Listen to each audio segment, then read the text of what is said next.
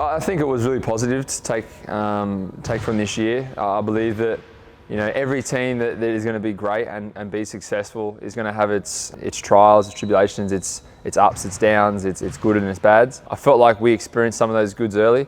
A great start, one of the best of any franchise starting out, and one of probably the better starts any team can have or ask for a season. But look, we didn't always kind of execute down the stretch, and our defense was something that we have to really improve on. So, we tidy up two small areas, and the season looks very different. But for me, we put ourselves in situations to be very successful and to be a part of the game right until the very end a lot of the time. So very positive things to take from it from me, so it's definitely not a bad thing at all. I don't really look at the whole individual aspect of it, and people kind of talk about this should have happened, that should have happened, or this, oh that's amazing. It doesn't really matter to me. Like, it's whether we win or whether we lose, and how can we get better? How can we put ourselves in more positions to win games? Myself as a player and as a leader wants to be able to affect the team and the club and the organisation in a very positive manner. So we want to try and be as elite in every single way, practice, training as possible.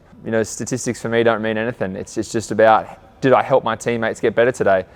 For me, the coolest feeling was coming in the preseason when we started to have a few guys, like 2 or 3 guys here and there, and seeing Dan Trist and Kyle Adnam and a few of the boys at training for the first time, just running on Wednesday's scrimmage. That for me is probably where it started, and then all of a sudden you're in there at preseason in Tassie. You see the boys doing really well, and to come away that weekend with a couple of wins and to play some really exciting basketball. And then game one is obviously, all the lights are on, curtains are open, there's no hiding, like it's game time. And to face adversity in the first game with Ty going down was absolutely heartbreaking after the amazing start he had against his former club. But look, we turned around and we got a win. That was probably one of the coolest experiences I've been a part of. We're playing Melbourne United, like pretty cool feeling. And then to win that game in the fashion we did was pretty amazing. So that one with the lead up to it is going to be one that lasts in my memory for a long time. Probably Kyle and Dane are the two that I knew what we were going to get from him. Knowing that Dane was potentially going to look at banking and not play basketball this year is amazing. Now he's a most improved contender, a defensive player of the year contender, a significant role player in our team that comes in and does his job to the absolute utmost. And then Kyle, who had a great season, shot over 50% from the field, contributed in a very exciting and outstanding fashion, same as Dane.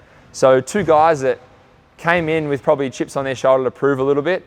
Kyle did a great job, Dane did a great job as well, and obviously both deserving of the Boomers jerseys to finish it off. I'm really excited to go back, get to the drawing board with Simon and listen and kind of help and try and gauge who we bring in, how we're going to make it work, what do we need to change, what do we need to keep doing, and come back next year really locked and loaded and excited to develop, because, mate, we're really close, and to everyone that came along, you can see how much potential we have, and our off-season is going to be amazing. We're going to come in healthy. We're going to come back with a vengeance to really prove that we belong in the top 4.